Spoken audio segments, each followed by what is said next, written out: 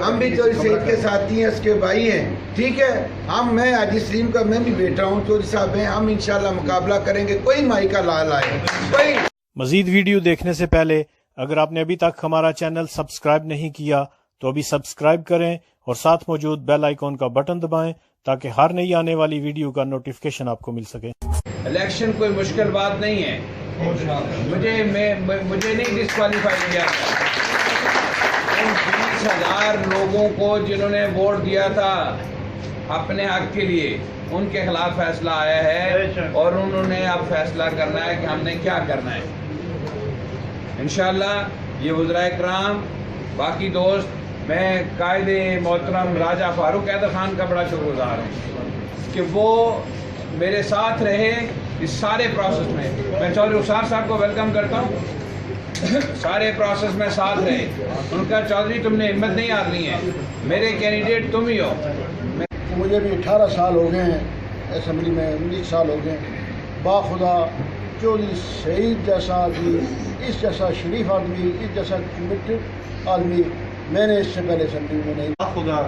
خدا کو حاضر جان کے کہتا ہوں کہ جب تک میں سیٹ پہ ہوں میرے ڈی جی ہیں، اور اگلا ٹکٹ چودھری سعید کسی کھمبے پہ ہاتھ رکھے کوئی بندہ ٹکٹ کے لیے اپلائی نہیں کرے گا. جس کو یہ ہاتھ رکھیں گے. یہاں پر کھڑے ہو کر میں نے پہلے بھی ایک بات کی تھی، جب ڈیسیجن ہوا ایک بار تو میں نے اس دن بات کی تھی کہ یہاں سے کھڑی سے انشاءاللہ میں جیتوں گا اور یہاں سے چودھری محمد سعید جیتے گا.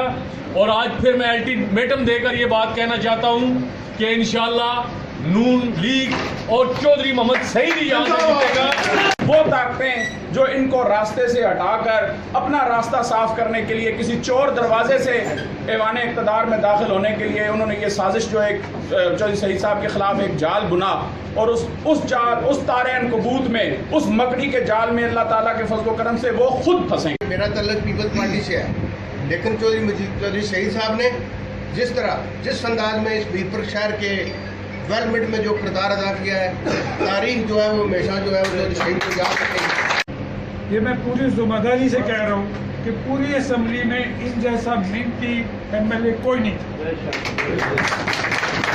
اور جس دکھ درد سے، جس محنت سے انہوں نے میرپور کی خدمت کی ہے، یہ ہم 4-5 کولیگز بیٹھے ہوئے ہیں، کسی نے نہیں کی.